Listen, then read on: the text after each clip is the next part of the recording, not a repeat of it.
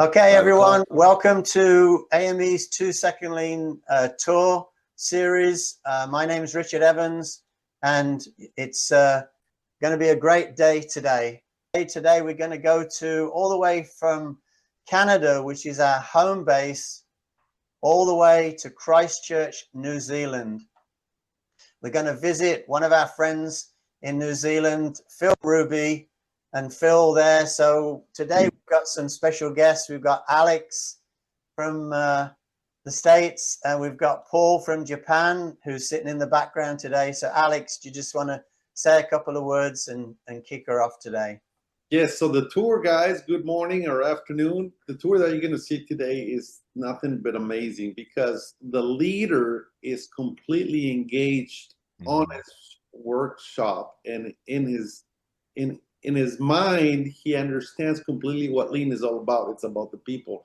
And you will see he is the living proof that lean really works. He will explain, but he transformed himself, and that is a full inspiration to all of us. So I'll let him explain and have fun because it's amazing. Thank you, Richard, and the team at AME for allowing us to host today's AME tour. Hi, my name's Phil Ruby, and I'm the founder of Advanced Technical Services and the co-founder with my business partner Gary Robinson of ATS Pneumatics. Advanced Technical Services is a specialist service company servicing equipment in the dental industry predominantly. We work on all equipment in a dental practice, from dental chairs, x-ray equipment, suction units, air compressors, sterilisation equipment, the dental handpieces. In addition to that, we also sell, service, calibrate, Magtech temperature and pressure data loggers, which we use extensively in our services while we're validating equipment in the sterilisation market. The other company we have, ATS Pneumatics, is primarily a sales-based company where we sell pneumatic compressed air solutions. Everything from air compressors through to the compressed air automation components, filters, valves, cylinders, etc. We do also do installation, service, and we also do a range of manufacturing of pneumatic actuators here in our Christchurch facility. Both companies are small local regional companies. All up, we've got 8 staff members, and we cover the wider Canterbury area of New Zealand and the South Island. Although we do ship our products all throughout New Zealand, and we have done a little bit of export, but not a lot. Primarily today, I'm going to show you through Advanced Technical Services, as that is the company that I've been implementing 2-second lean for the longest. We are starting to implement 2-second lean in ATS Pneumatics, and I'll show you some of the things that we're doing there as well. So come with me and I'll show you how my day starts. All right, this is how my day starts. 5 AM, I get out of bed and I'm out here in my home gym. This is one of the most powerful tools that I have implemented in my lean journey. This is where not only am I improving myself, I'm also improving my mind. I listen to audiobooks, podcasts, AME tour videos like this one to inspire me. This is where I get clarity around what I want to do for the day. And this really has been the single most powerful tool that I've implemented in all of the lean tools out there. Improvement starts with I, and it started right here, getting a bit of exercise, fitness, and improving my health. So come with me and I'll show you how the rest of our day goes. Our day starts with our morning meeting, much like most lean companies. One of the things we found in the early days is that our morning meetings would blow out and get longer and longer as we would get involved with discussions around trying to solve problems. So one of the improvements that Andrew came up with, frustrated, bugged, fix what bugs me solution, was how do we keep our morning meetings on time? And what he's done is he's implemented this red bar on the slide here that progressively moves over. So each slide, we've got a designated time, and it progressively moves from right to left. At the end, when it gets to the end, a bell goes off and Elmo pops up. Elmo's the patron saint of meetings. Enough, let's move on. So it's just a really good reminder for us that, hey, we need to move on and keep the meeting going because there's a lot of value that we can add during the day. We also have a visual indicator of the red bar going across, so everyone can see if they're starting to take up too much time and speed up and move on. We've found that has solved pretty much most of our problems with our morning meetings. So come with me and I'll take you through a tour of our facility. The first part of our day really starts with our inwards goods. That's where all the inwards parts come in for the jobs. So this is our shipping and receiving area, and I'll take you through some of the improvements that we've made here. We realise that measuring is a waste. So what we've done is we've pre-measured all of the standard boxes that we use up here, and we've written the dimensions and the maximum weight that we can put on per ticket. We're all about using our wits, not our wallet. So all of these packaging and boxes that we use is recycled packaging that we use from our suppliers from the incoming goods. So we've standardized on the boxes that we keep and all the rest we recycle. So up here we've got this red box here, number 6. We look down here, we find the red sticker down here, and there we've got the boxes there. We know what the dimensions are. They're preloaded into our shipping software, so all we have to do is put the item on the scales right here and enter the value into the shipping.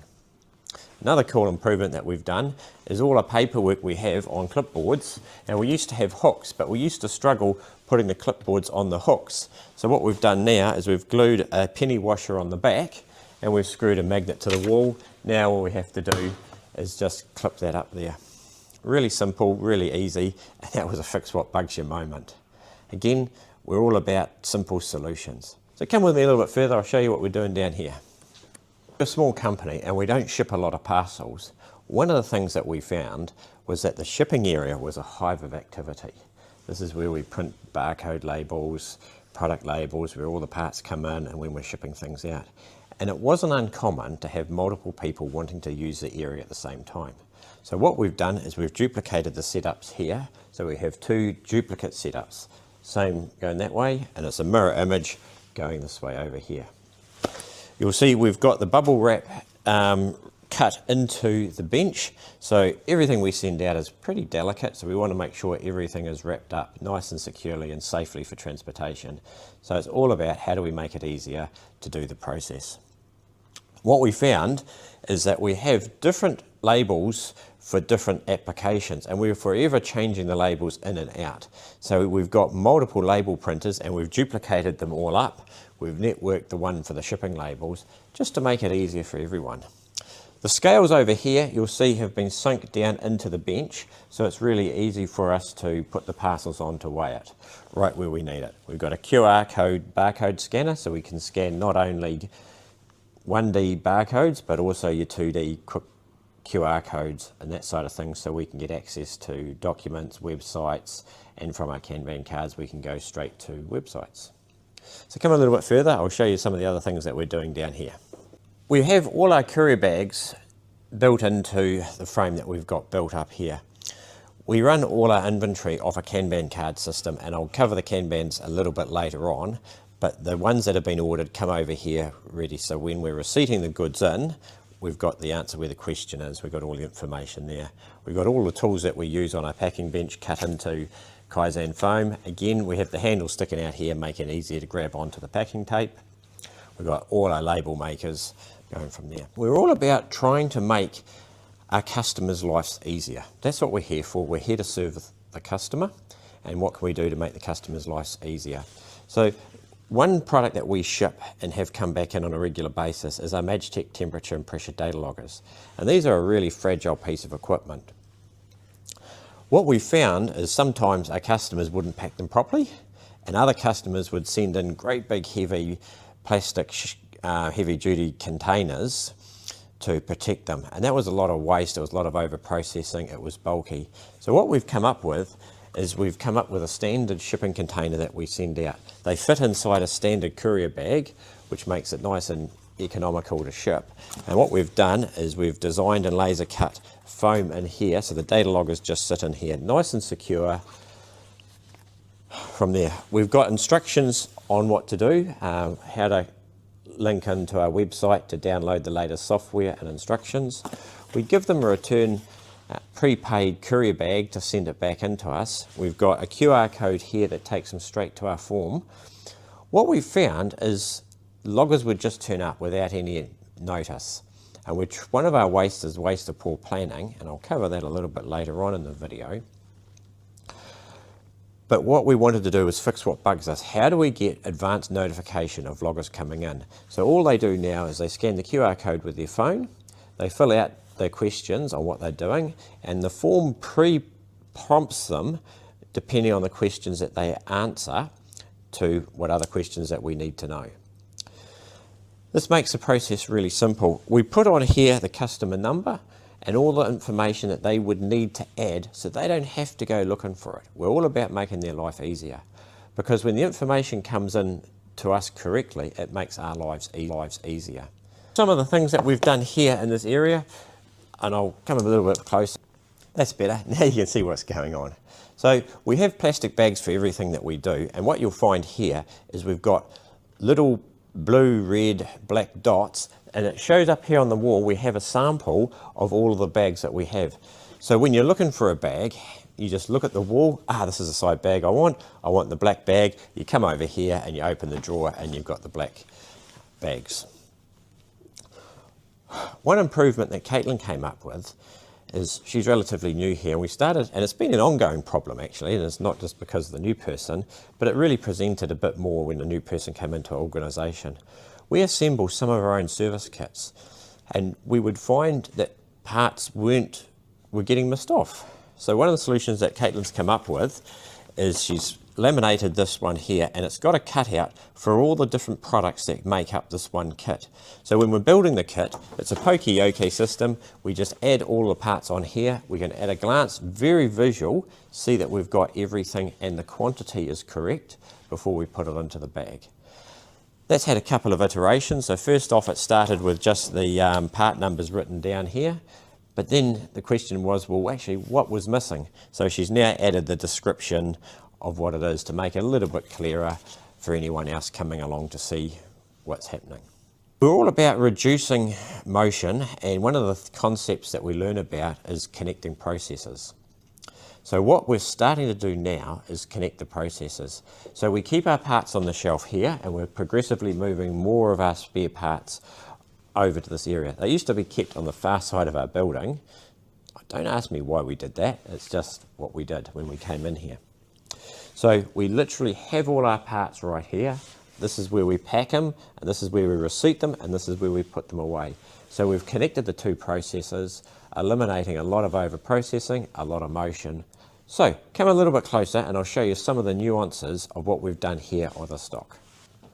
We operate a 2-bin system for a lot of our parts. We do that, and we have several systems that we're using and trialling, because we're always experimenting, running the experiment. The first one we have is these 3D printed bin boxes that we've created. We created our own Kanban cards, and I'll cover that off in a minute, but we've got the bin boxes. They've got a little slot for us to hold the Kanban card. So in here, we're putting it as a bit of a barrier. The person has to go through the Kanban card in order to get the stock, so they need to pull it.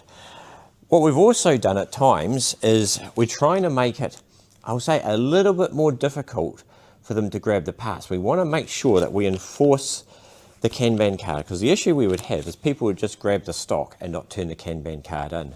So here you've got it, we've got the Kanban card inside a plastic bag. Since we implemented Kanban, we really haven't had any stock outs at all. It would only be because our suppliers have run out of stock. So we have the 2 bins, both blue and red, and we can, because we're 3D printing them, we can print them in whatever sizes that we want. So we've got smaller ones here, we've got slightly larger ones here. And then when we're only going to stock one product, we turn the bin around so that the Kanban card is at the front. Sometimes our product are all different sizes and they don't all fit in these 3D printed bins that we've got. So we've made some bins out of plywood, and we have 2 bins, one at the top and one at the bottom. So the top one is what we're pulling out of, and then the bottom one is our safety stock with our Kanban. We've had probably over 30 improvements to our Kanban cards, and I've got some of them here. We started off with just a plain white laminated card, which we created ourselves. The problem was we saw that there was a lot of waste in the process. So what we're up to now is we print our Kanbans on a colour laser printer. So red means imported, yellow means anyone can order. So we've got visual controls over, what to order and who to do that. We have all the information on this little card that we need to order the product, where it comes from, a website, picture of the item, description, quantity to order, and it makes the process so simple. Once we've got all our parts, we need to put them into the job. So I'll show you how we manage that. So come with me down this way. When all the parts come in, we need to allocate them for jobs. So over here we've got bin boxes. So this is just a recent improvement that Caitlin's done. And as she's getting all the parts for the jobs, she's putting the job card on the front. She's got a clipboard in there with all the parts and the service information that we need for the job. At the moment, we're carrying about 2 weeks worth of work in progress ahead of us. We're looking to expand that out a lot more. As you can see, it's filling up really well. As we head out the door, this is where the guys will go out, the entrance. Literally, what do I need? So here we've got the cases here, and Dean will show you what's inside one of these cases a little bit further on in our tour. But again, what we need the tools to do the job, and that's what these service cases are here for. And then we need all of the specific parts for doing the job. So again, we're thinking about flow and what we need. So this is where the guys would head out. They have to come past this area. They grab the tools that they need, and they grab the parts that they need for the job, and everything's linked into our computer software. Each shelf has got a location, and on the job in the system and in our calendar, we have that location, so the guys know exactly which shelf or bin to go to grab the parts for doing the job. So a big part of what we do is servicing autoclaves. And so I'll show you how we manage that part of our process. So if you come with me, and more often than not, our clients don't have any redundancy built into their system. And there's not often room or space to do the service work on site. And because whilst they're dental clinics, they are production facilities, and they run all day, every day with limited downtime. So we keep a fleet of rental equipment that we can loan to our clients to keep them up and running while we're carrying out their services. So down here we keep all of our rental equipment, all our sterilisers, and we have a really simple system on letting us know how we know whether they're good to go to the client or if they need repair or maintenance. If they're facing this way, because that there is the door out, they're ready to go. If for whatever reason it needs testing or it needs some work done to it, we'll turn the autoclave around so it's facing into our autoclave hospital. And I'll show you that next. And that is a real visual clue, so we know which ones we can grab and which ones we can't. All the equipment on the floor we actually have on little trolleys so that we can move things around really easy. So we're all about the concept of no monuments where possible, and we have a lot of things in our facility on wheels, and we're getting more and more on wheels. However, we have realised that the process of going to site, taking a loan piece of equipment, uplifting the equipment, bringing it back, putting it on the shelf to wait and queue before it goes into repair is a lot of waste. So we're now doing more and more work on site. That hasn't been the norm in our industry here in New Zealand. However, we've found that there's a lot of gains in doing that.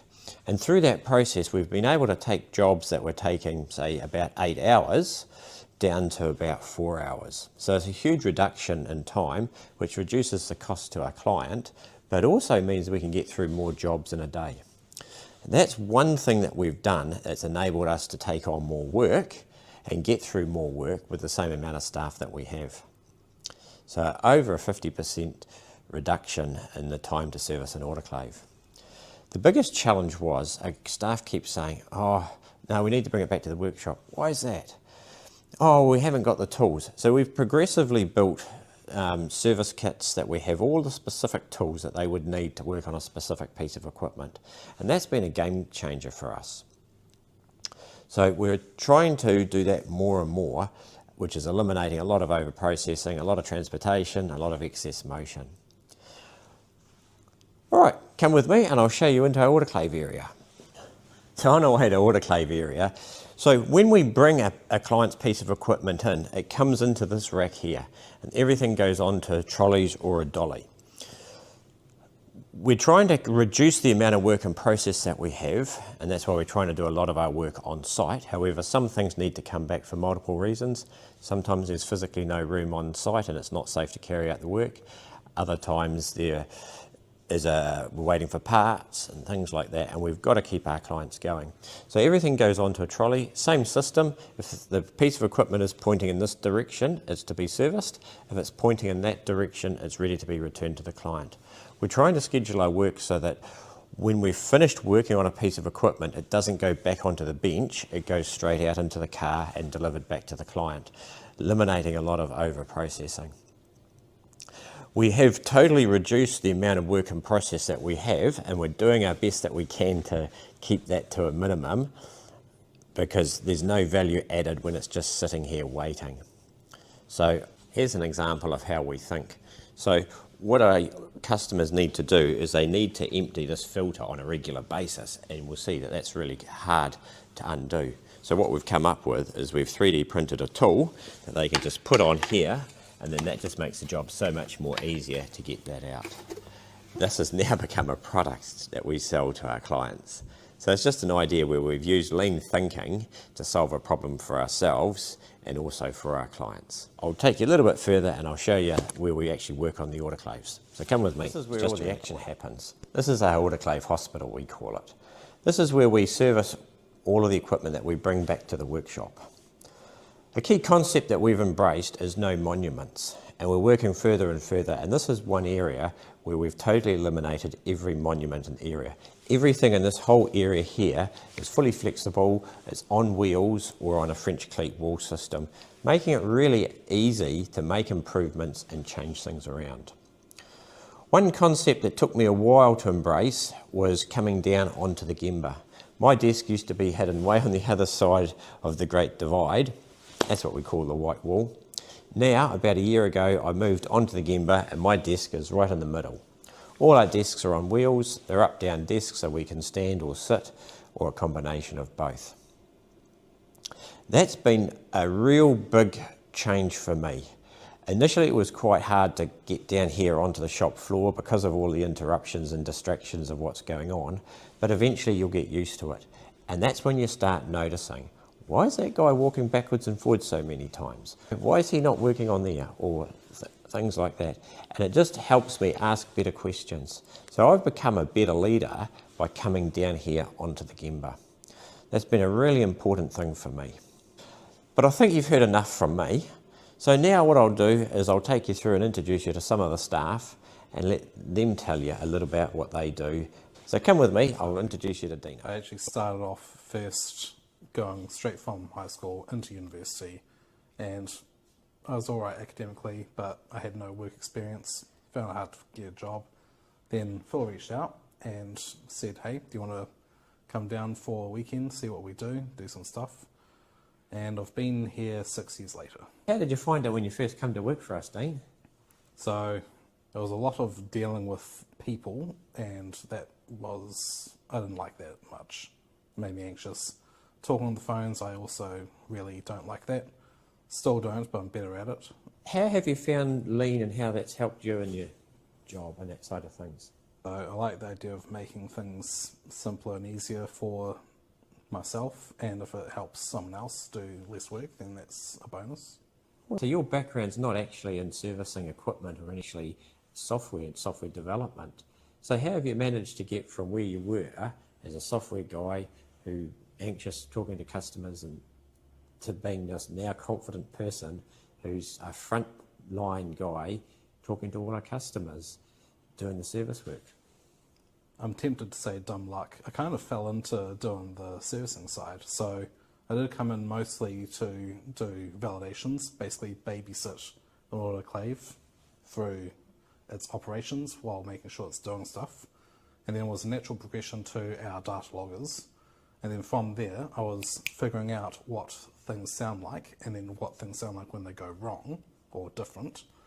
And that led neatly on to servicing autoclaves.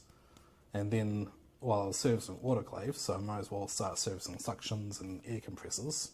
And then that also started leading to actual breakdowns. So, story, and it is just a shining example when we put people first and show respect for people, what we can do to develop and grow people. And I think that Dean's a better person now than when he first came to work for us.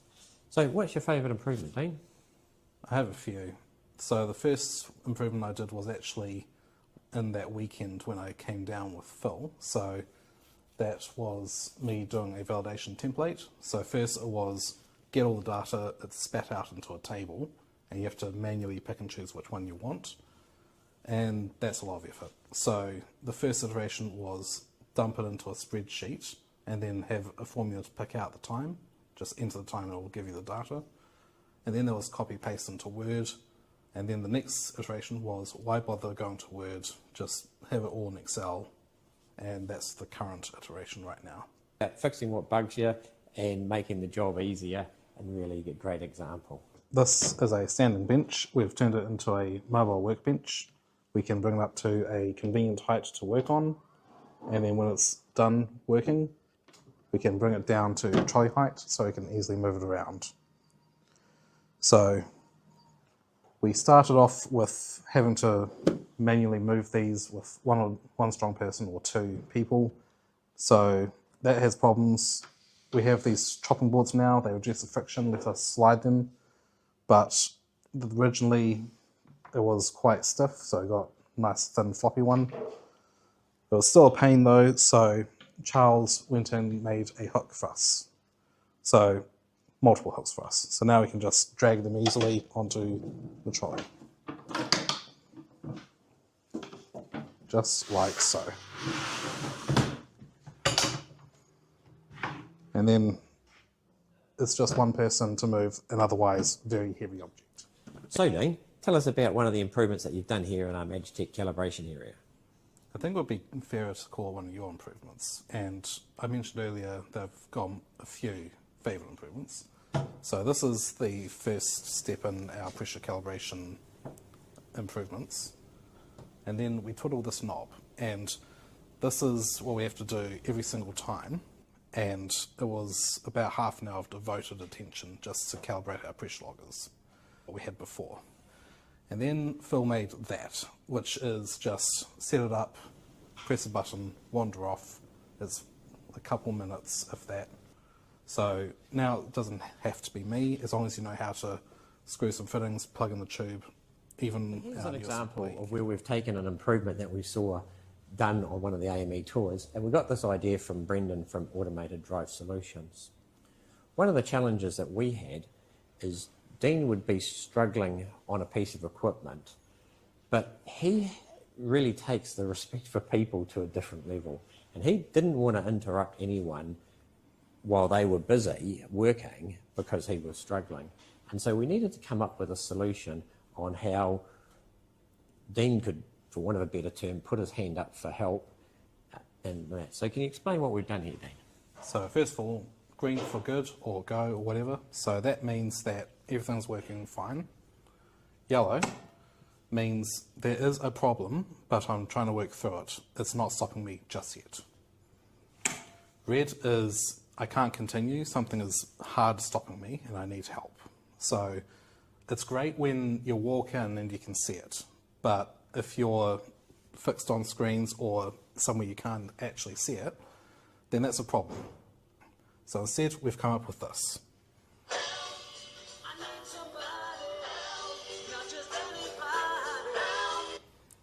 So it's a fun way of how do we get an audible signal to tell us that Dean needs help. What it means is that he can turn that onto the noise.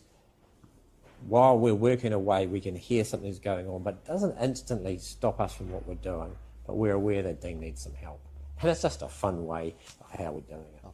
So I'm just with Justin here. He's on ATS Pneumatics. I just thought you could just tell us what you've done with our forklift.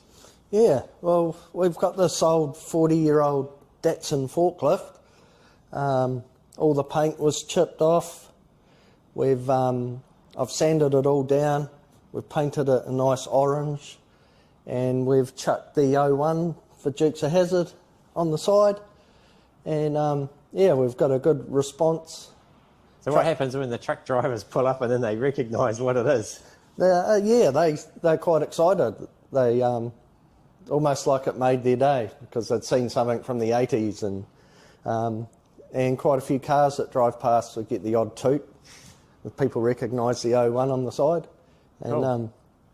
And so really what we're doing is we try and look after our equipment regardless, you know, how banged up. And it was second-hand to us when we got it, but we've tried to make it better than we found it.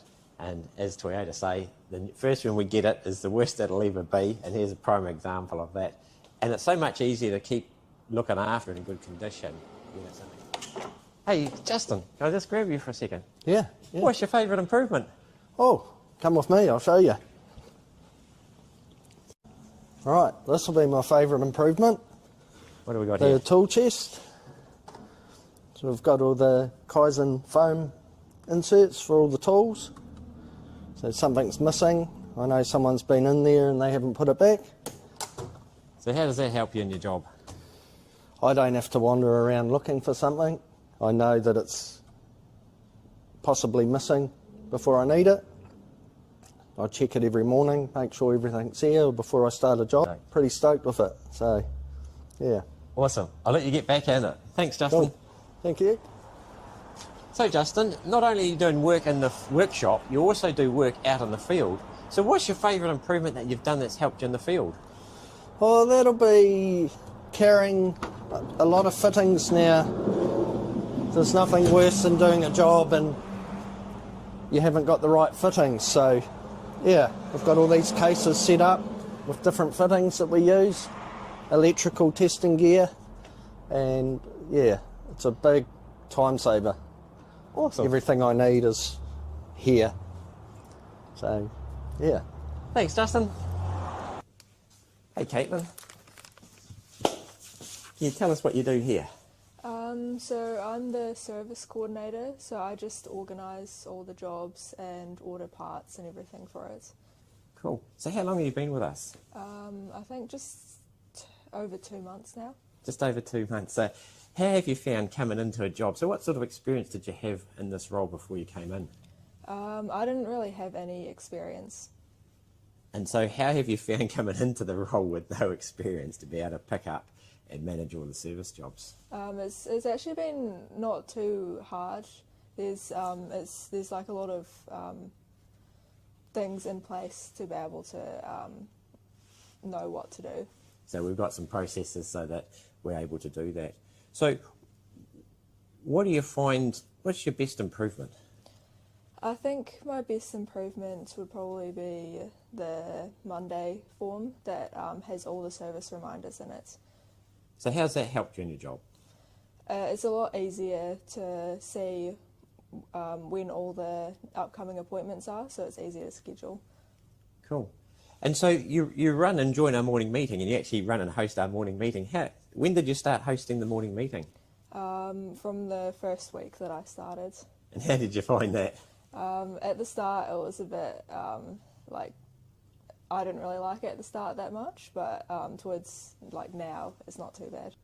You're not confident doing the morning meeting, so how did you find doing that to now? You know, what made it so easier?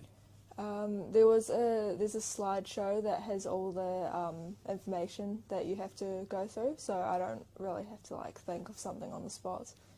So all you have to do is turn up, front up, and just start presenting. Yeah. And it's been we're a supportive team, so we're not, you know, it's a friendly environment. Well, we've run out of time, folks. I hope you found today's tour really interesting, and there's a few takeaways from anyone.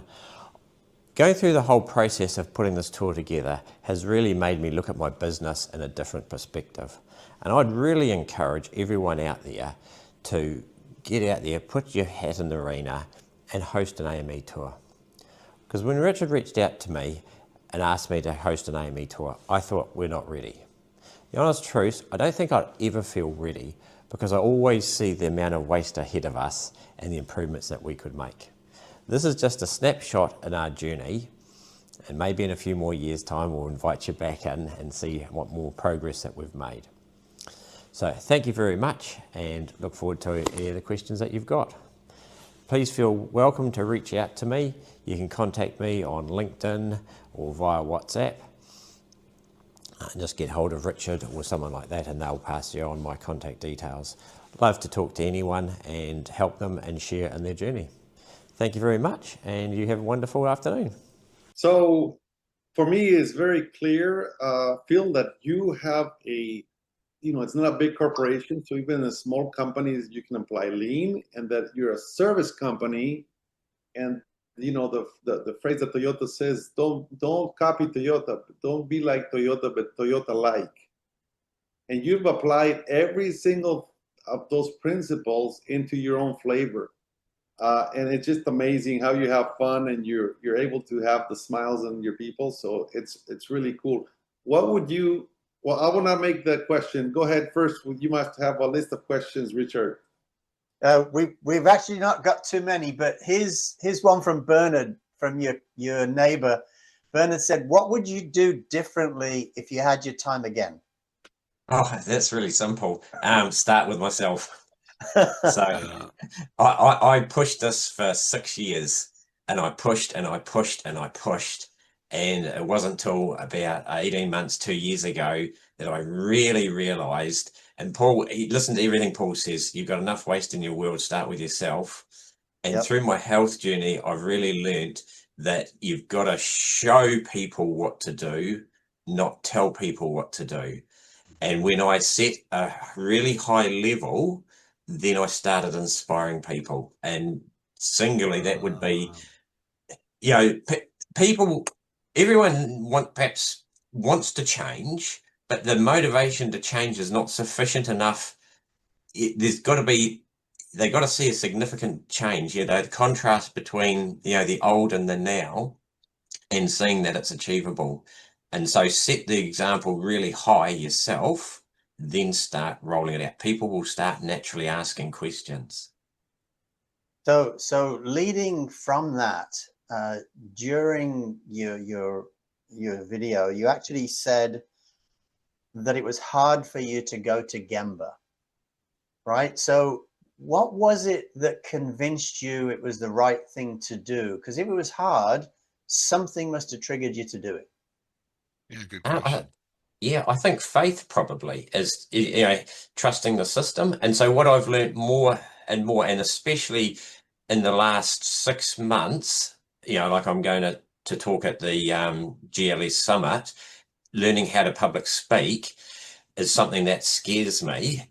But knowing that something that's difficult is where the growth happens. When you're challenging yourself, that is where the growth happens. And so if it's easy, you're probably not growing. And knowing that I need to grow and having faith that it's the right thing and it will work, and seeing it working with other people. Other people in the Sling community is awesome. We share everything that we do. So when we see other people going to the Gemba and seeing the results that they have happen, and then having the courage to say, I'm going to give it a go and not give up at the first hurdle.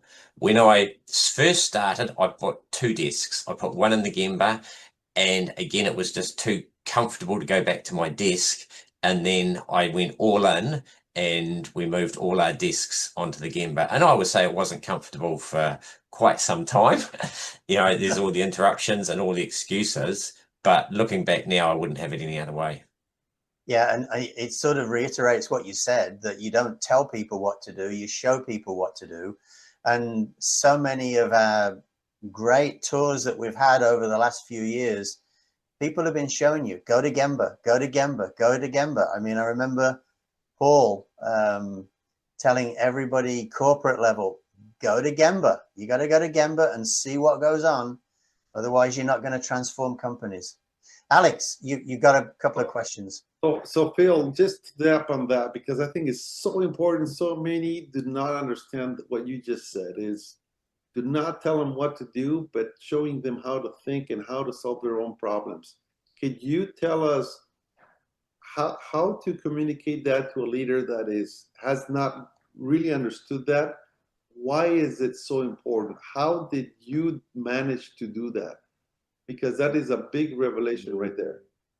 Yeah, I think the hardest thing is naturally, if you get people to put their hands up and say, just hold your hands. If I start pushing their hands without saying anything, they will resist. And so every force gets an equal and opposite force. So the minute we start pushing, we will be, regardless what it is, you'll be reflected with resistance. So and this is where it was really hard for me to, I know the theory because Paul's told us right from the day, you got enough waste in your world for 1,000,000 years, but you've got to create the desire for people to want it. Now, in order for people to see that, it has to be real. So they have to be able to say, hey, this is something that, I can achieve. If it's not real, like if it's way, way too high, no, well, we'll never get there. We're just, service dental equipment. But it can't just be mediocre change. Like if you just tidy your desk, well, that's not really going to show any improvement. But if you have your desk so kick-ass that you just walk in and everything is bang, bang, bang, bang, bang, bang, bang, and when they come ask you a question, you push a button and it pops up like that, then all of a sudden it's like, oh, wow, what's that thing you've got there? And then, because they can see, oh, hold on, he can do this so much more better. And in doing so, I'm not telling them to change their desk. I'm not telling them to prove. I'm just showing them. It takes a lot of patience because I'm really impatient, and that's why I pushed. I could see if everyone did lean, it would be so much more easier. However, looking back in retrospect, when people have seen the transformation, especially what I've done with my health, it's been really quick how quickly people are coming on board. I get people reach out to me all of the time, and I haven't pushed it a single bit. All I've done is show, not tell. And that concept of showing people, so I've shared videos in the lean community and things like that, so people in the lean 2-second lean community will know what I've done. And on LinkedIn and that, I get people, even I don't even know, reaching out to me, hey, and it's unbelievable, but they are pulled to me. I'm not pushing it onto them. Does that answer the question, Alex? Yeah. And another point, more than a question, is I admire how you do improvements that are low cost, that you're not complicating it. And even if it's not perfect, you're showing them that it can be done. And then like that tester, for me, that was like a big evolution from something very simple in a cardboard box and then into something more evolved. So kudos to that. And that is really fantastic. Well, the honest truth was, Alex, we didn't have the money.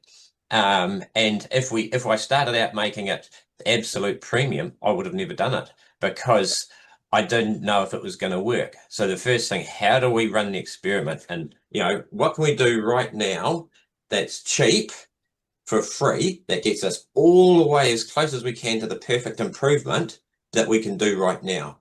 And everything in there you'll see is recycled timber or scrap timber, and we do it because I know it's going to change, and we're going to have multiple iterations. That leader that believes, like it's hesitating to do an improvement and don't take that step, what would you tell them how to do? How to do it is just do it. The quicker you can make it, just the quicker you can make it.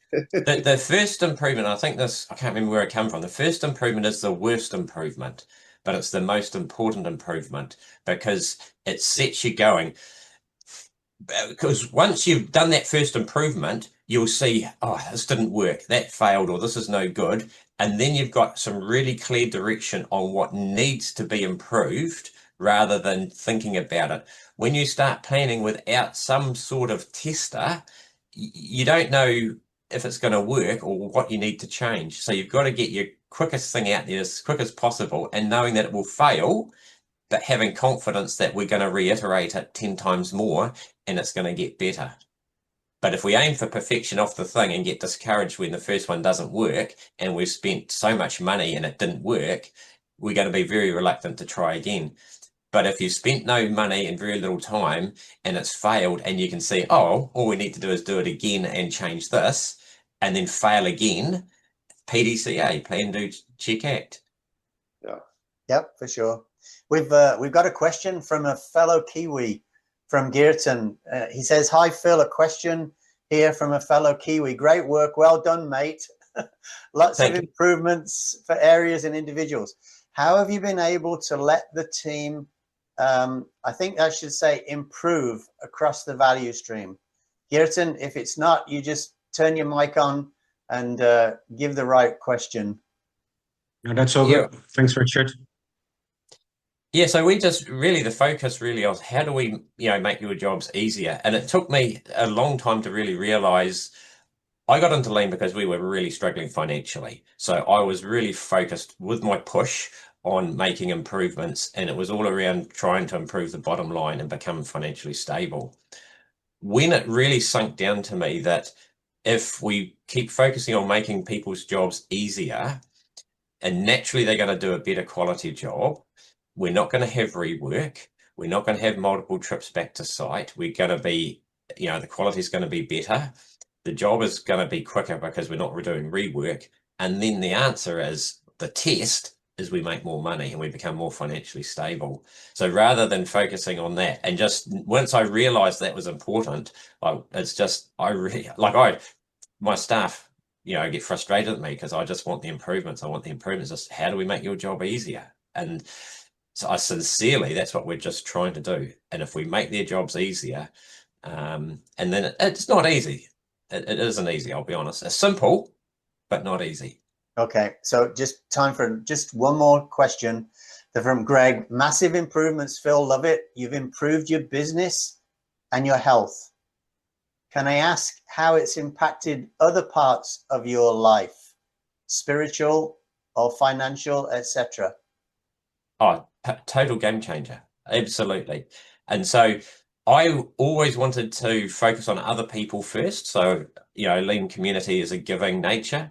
And it took me a real long time to realize that you can do more if you look after yourself, and that's not being, greedy or selfish or anything like that. I can help more people if I looked after myself. Once I've changed my health, the opportunities have just opened up immensely, and like everything in my metrics have changed. My business is improving, my health is improving, my social life is improving. Everything is just improving. And that all started from actually taking care of my health first. Yeah, it reminds me of a roundtable we did a few months ago. And Paul asked everyone around the table, what does lean mean to you? And my answer was a way of life. And that's exactly what it is. You've got waste in every aspect in your life. Just make it flow, get better and better. And a big thank you to Phil and the team. Okay, I didn't have a team picture, but the ones that contributed to your video, Phil, thank you. Really appreciate it. From AME and all the people watching. Brought to you by AME and paulakers.net, where you can find all my books and resources on my website, paulakers.net, for free. You can even get my new app, 2 Second Lean Play, where I have all my books available in 9 languages in the audio format, designed for you to listen while you work and play at paulakers.net or Lean Play. And a big thank you to everyone, including Alex and Paul coming, and also Phil for hosting such a great video. Thank you so much. The 3 of you did an excellent job. Amazing.